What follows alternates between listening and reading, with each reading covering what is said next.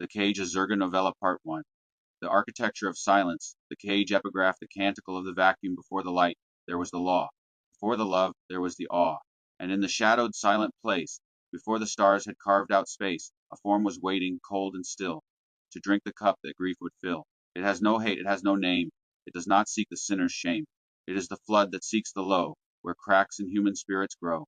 When God shuts doors and turns the key, the wrath comes in to set us free.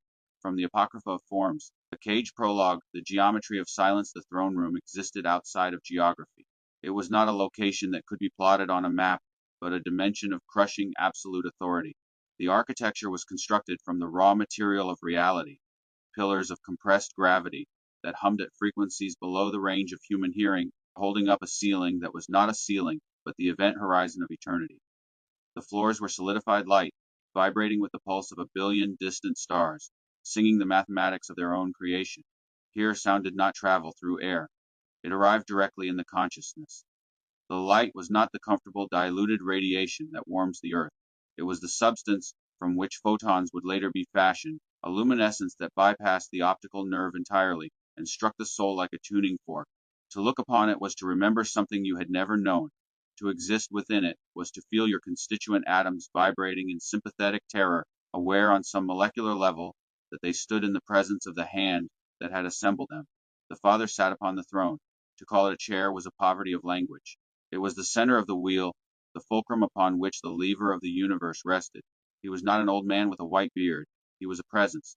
He was a density of being that made the atmosphere taste of ozone, iron, and something older, something that had no name because it predated the invention of language. When he breathed, galaxies drifted further apart.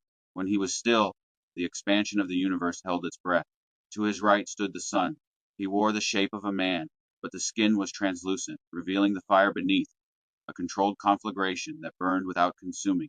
He looked tired. It was the ancient, eroded fatigue of a being who remembers the future as clearly as the past, who knows the weight of every nail before it is forged, who carries the scars of wounds not yet inflicted. The spirit moved between them, a wind without temperature, a breath that touched nothing yet felt everything. Today the spirit was restless. It swirled in tight, agitated eddies around the base of the throne, rising and falling in patterns that resembled weeping. The doors, tears in the fabric of the dimension, opened. The adversary entered. He did not look like a monster. He looked like a lawyer who had never lost a case, dressed in the absolute black of a void between stars. His beauty was architectural, the cold perfection of a glacier, the terrible precision of a blade honed beyond sharpness into something theoretical. He walked with the confidence of a necessary function. He was not an enemy of the system. He was its auditor. You have returned, the Father said. The voice did not vibrate the air. It vibrated the atoms of the listeners, rearranging their very structure to accommodate meaning. From the earth, the adversary replied. His voice was smooth, the sound of oil pouring over stone, walking up and down in it, checking the structural integrity of your creations. He paused. A smile touched his lips, a geometric expression, calculated to the micron. They are porous. Have you considered my servant? The Father's voice held a note of challenge. The adversary's smile widened, terrifying, devoid of warmth, beautiful in the way that entropy is beautiful. He raised a hand, and the air between them shivered, coalescing into an image. A hospital room in Queens, New York, 1973. The light in the image was yellow and sickly, filtered through windows that had not been cleaned in months. The linoleum floor was cracked, revealing the black adhesive beneath like veins in diseased flesh, and in a plastic bassinet, mass-produced, unremarkable, a newborn slept, unaware that his existence was being debated by the architects of the cosmos. Jonathan Marcus Krieger, the adversary said, and the name hung in the air like an indictment. I have considered him. I see the fingerprints of divine intention on his brow. You have marked him for resilience. You intend him to be a pillar. He is mine, the son said softly. Possession was in the word, but also something else, a protective tenderness that made the spirit swirl faster. Is he? The adversary stepped closer to the image. Look at the garden you have planted him in. The soil is poison. The image shifted. A man in a waiting room, Michael Krieger, smoking a cigarette, looking at his watch with annoyance. He did not look like a new father. He looked like a man whose car had broken down on the way to somewhere more important. A father is a narcissist, the adversary narrated with clinical detachment. A man who views other human beings as extensions of his own ego. He already resents the child for the cost of the birth. And the mother. The image shifted to Sandra Krieger, asleep, but with a face tight with worry, hands clutching the thin blanket, like a drowning woman grasping driftwood. She is a coward. She values her own safety above her blood. She will not protect him. The spirit let out a sound, a high, keening note of grief that vibrated at the frequency of distant stars dying. I propose a wager, the adversary said, turning to the throne. You believe this soul will love you because you created him. I believe he will break. Remove the hedge. Withdraw your protection. Let the Father's cruelty reign unchecked. Let the silence of heaven be his only answer to every prayer.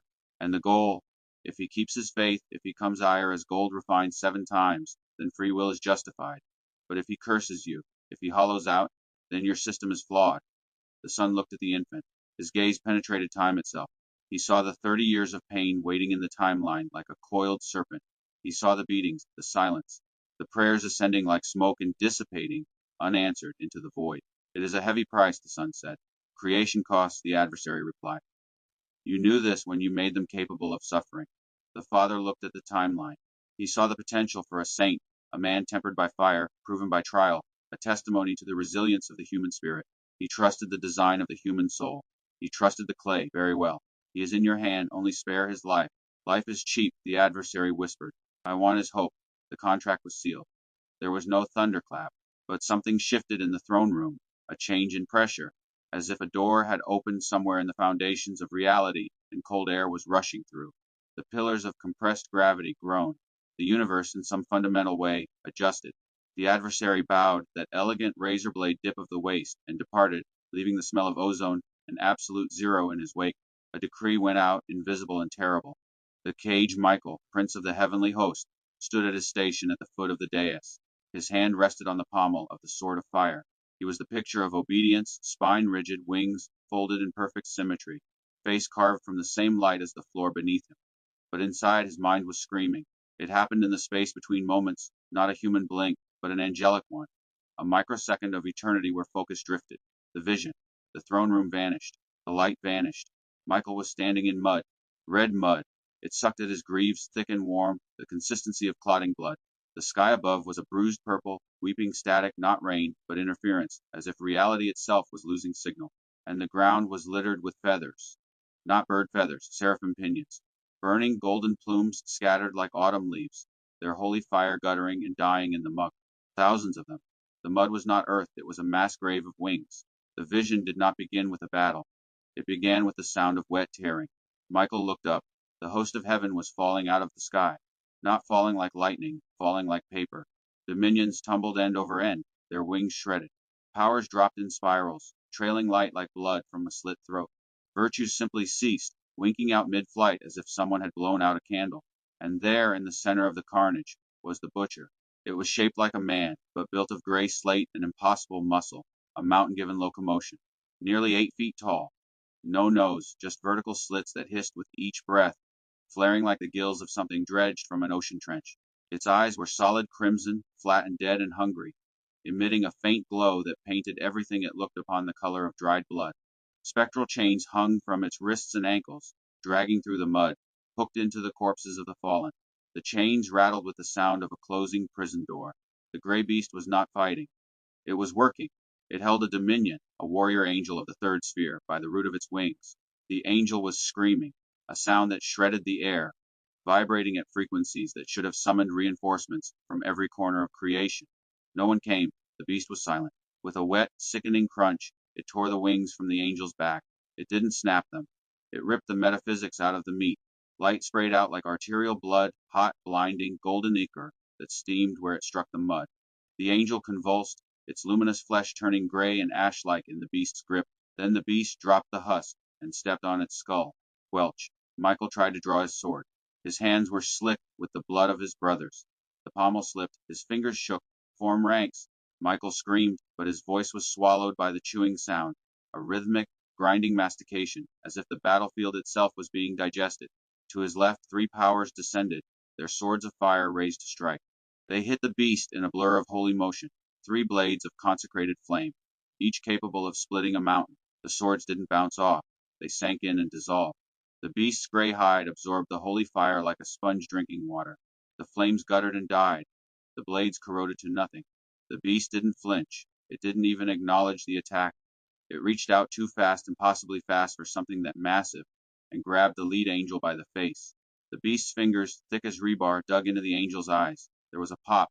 The beast lifted the angel into the air one-handed and opened its jaws, that unhinged shark-like maw of interlocking needles, row after row of teeth designed not to bite but to shred. It bit the angel's halo in half. The golden ring shattered with the sound of breaking glass. The angel went limp instantly, not dead but unmade, erased as if it had never existed. The beast threw the corpse onto a pile of others, a heap of broken wings and hollowed out armor, stacked with the efficiency of a slaughterhouse. It wasn't a war, it was a harvest. The beast turned to Michael. Its red eyes were dead, flat, and hungry. There was no malice in them, no hatred, no triumph, only appetite, only the calm industrial focus of a thing performing its function. Stop!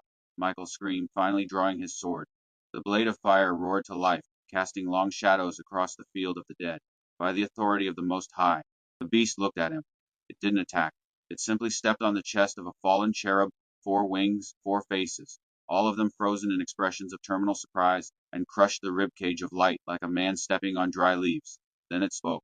The voice was not one voice, but many layered harmonic, resonating in the chest, like standing too close to a cathedral organ. It sounded like grinding stones. It sounded like weeping. Your authority, the beast said, does not apply to the vacuum. It raised a gray hand, dripping with the liquid light of murdered angels, and pointed past Michael. At the throne, Michael, the vision shattered. Michael gasped, a sharp, ragged intake of breath that sounded too loud in the pristine silence of the throne room. He stumbled forward half a step, his grip on his sword hilt white-knuckled, his wings flaring involuntarily in a threat display against nothing. The mud was gone. The gray monster was gone. The screaming was gone. The floor was solidified light again. The pillars hummed their eternal frequencies. The air smelled of holiness, not slaughter. Michael looked up. The sun was standing in front of him. He had descended from the dais silently. His face, translucent and burning with that controlled conflagration of love, was inches from Michael's. His eyes, ancient, sad, and infinite, searched the archangel's face. You are trembling, the sun said softly. Michael blinked. He looked at his hands. They were shaking, a fine, rapid tremor that he could not stop. He could still feel the phantom sensation of the mud, the heat of the acre, the smell of the unmade angels. He wanted to say it. He wanted to shout, Lord, I saw a monster that eats us. I saw the wager fail. I saw something that does not fear your name. But then he looked at the Father on the throne. The Father was omniscient. He knew the end from the beginning. He knew every atom, every variable, every possible outcome of every possible choice. If there was a monster capable of destroying the host, the Father would not have made the wager. Therefore Michael reasoned, his mind retreating into the safety of doctrine. The vision is false. It was a temptation, a doubt planted by the adversary's presence, a manifestation of his own anxiety about the challenge. To speak it would be to question God. To question God was to fall. Michael straightened his spine. He forced his hands to stop shaking. He folded his wings back into perfect symmetry. It is nothing, Lord, Michael lied. A momentary distraction. The adversary's presence leaves a foul aftertaste. The sun looked at him. The eyes of the Christ, those ancient, sad, infinite eyes that had watched the first star ignite and would watch the last one die, searched Michael's face. He saw the lie. He saw the terror beneath it. He saw the choice Michael was making. He did not press. The burden of the wager is heavy, the sun said, his voice laced with a sorrow Michael could not comprehend. Do not carry it alone, old friend. I am strong, Michael said, the soldier returning to his post. My faith is the shield, the sun nodded slowly. He stepped back, returning to the Father's side. Michael let out a breath. He had done the right thing. He had trusted the plan. He had not burdened the Trinity with his own foolish nightmares. He looked back at the empty space where the adversary had stood. It was just a nightmare, Michael told himself. God does not make mistakes. He adjusted his grip on the sword. In the hospital room in Queens, the Holy Spirit, which had been hovering over the bassinet like a warm blanket, like the protective wing of an unseen bird, withdrew. The room temperature did not change according to any thermometer, but the spiritual temperature dropped to absolute zero. The warmth that had been surrounding the infant, protecting him, loving him before he was old enough to know what love meant, that warmth was gone, replaced by an absence so profound it had weight. The infant Jonathan opened his eyes. He was hours old. He could not think in words. But somewhere in the primitive depths of his new consciousness, he felt it, the sudden, terrifying solitude of a universe that had turned its back. He opened his mouth. He screamed. It was not the cry of a newborn hungry for milk. It was the scream of a soul that realizes mere hours into existence that it has been abandoned. The first note of wrath. The Cage, Chapter 1. The Broken Soldier 5 years later. The basement smelled of damp limestone, dryer lint, and Old Spice aftershave. The original formula, applied with the heavy hand of a man who confused intensity with adequacy. That smell would inscribe itself on John's nervous system like a scar. For the rest of his life, a single whiff of that particular musk would trigger the taste of copper in his mouth, the sensation of his heart climbing into his throat. The basement was John's country. The upstairs belonged to Michael and Sandra, the living room with its plastic-covered couches, the kitchen with its spotless counters and its silence like held breath.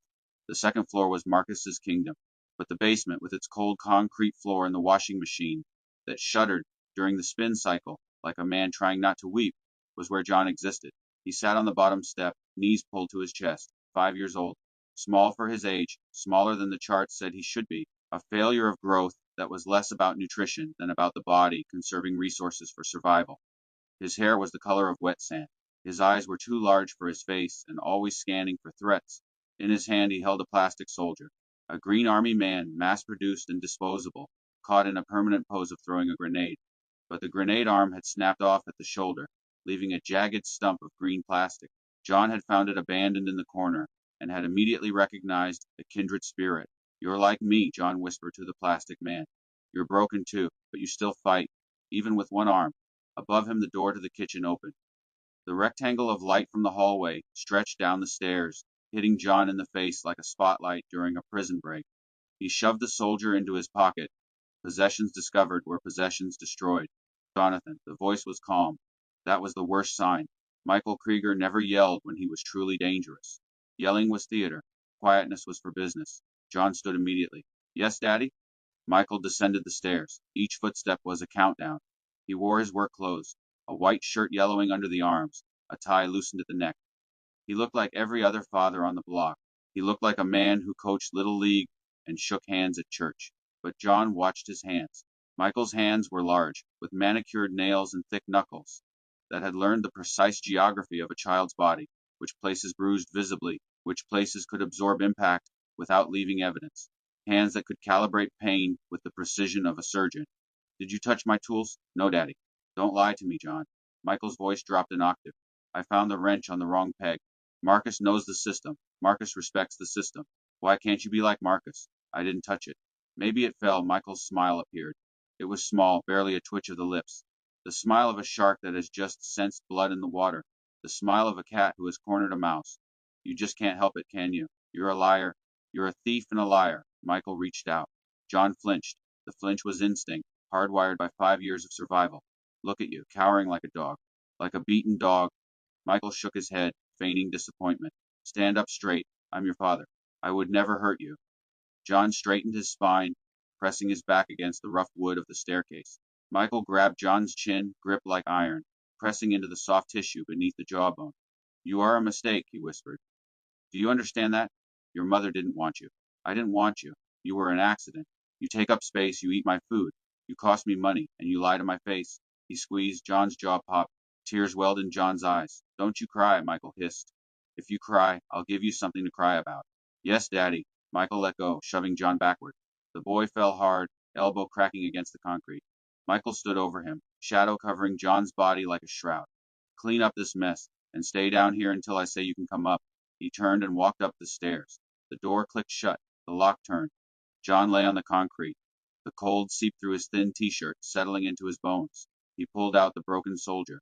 The green plastic was warm from his body heat, the only warmth available.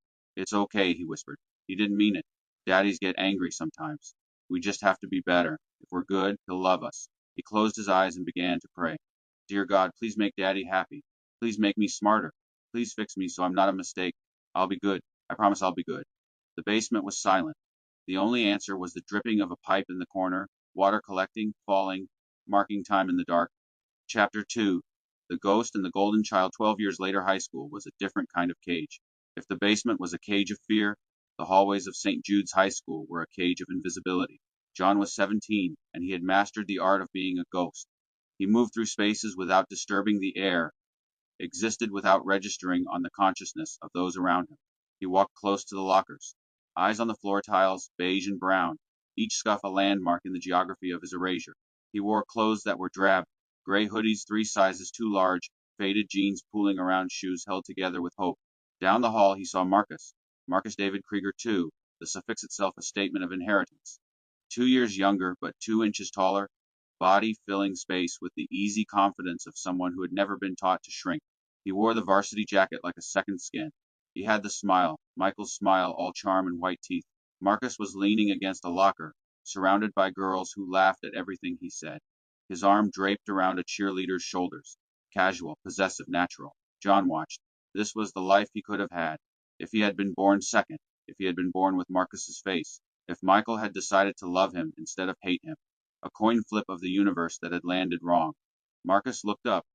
His eyes swept the hallway and passed over John without a flicker of recognition. No wave, no nod.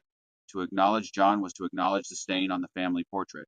Survival for Marcus meant maintaining the fiction that the Krieger family was perfect. John kept walking. That evening dinner was a silent affair. The Krieger family sat at the table in assigned positions, Michael at the head, Sandra to his right, Marcus to his left, John at the far end like a guest who had overstayed his welcome. The sound of silverware scraping china was deafening. Marcus. Michael's voice changed entirely, warming, opening.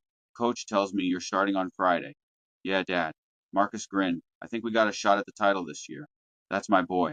Michael reached out and squeezed Marcus's shoulder. A touch of affection, a touch of pride, a touch that said, you are mine, you are valuable, you are loved. John watched from the end of the table. The mashed potatoes in his mouth tasted like ash. Michael's gaze traveled down the table, past Sandra, who was cutting her chicken into smaller and smaller pieces, and landed on John. The warmth vanished, like watching a light switch off.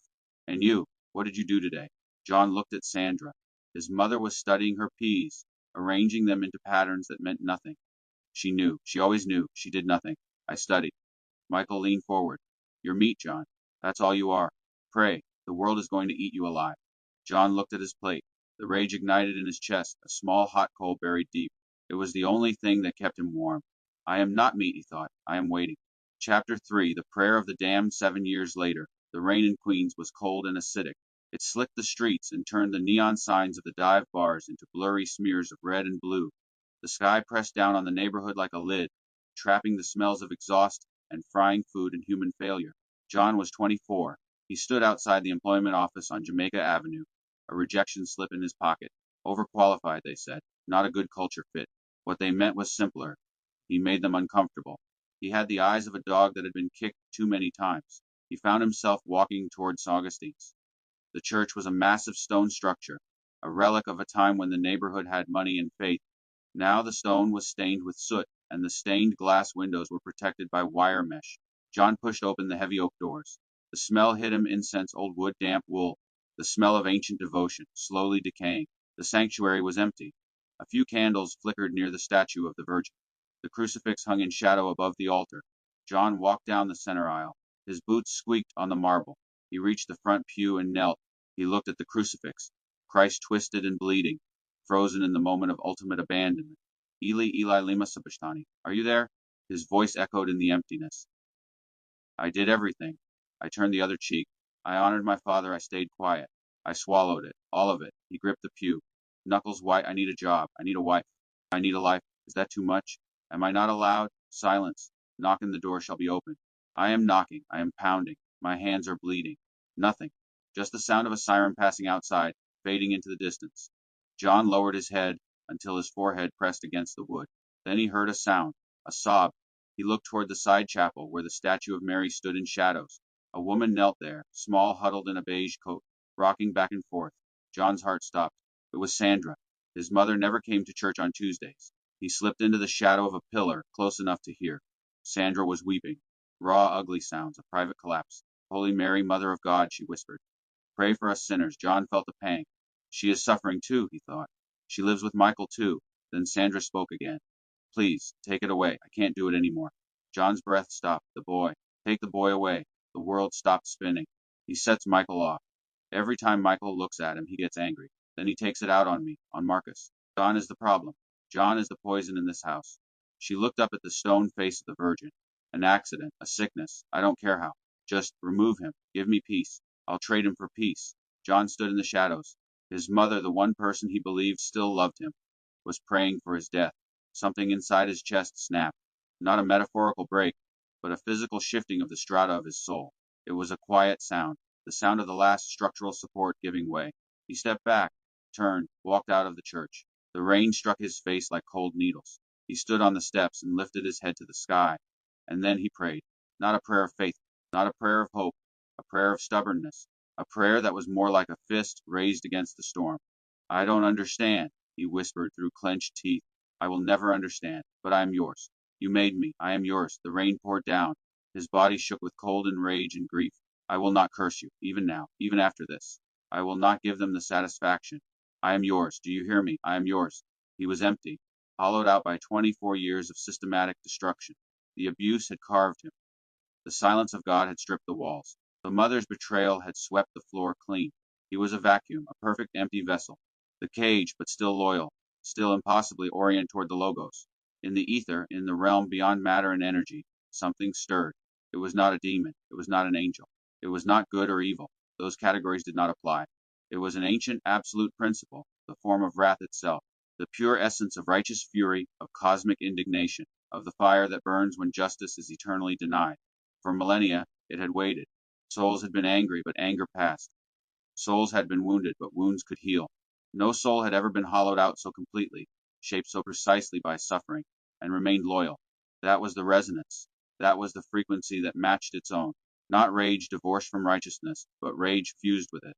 A vessel that was empty of everything except the residue of justified fury, and an unbroken orientation toward the divine. This had never happened before. A form began to move. John breathed in. The first change was subtle, a warmth in his chest where only cold had lived, a pulse in his blood that tasted like fire. His heart began to beat differently, slower, heavier, a drum calling something from a very great distance. He stood in the rain, feeling the first tremors of what was coming. He did not know what he was becoming. But somewhere in the throne room outside of time, the adversary looked up from his reports. And for the first time in eons, he felt something he had almost forgot, fear. And Michael, prince of the heavenly host, tightened his grip on the sword of fire, because somewhere, in a place he had taught himself to forget, he remembered the taste of mud and the sound of wings being torn from meat. It was just a nightmare, he told himself again, but his hands were shaking. End of part 1, part 2. The becoming continues with the transformation.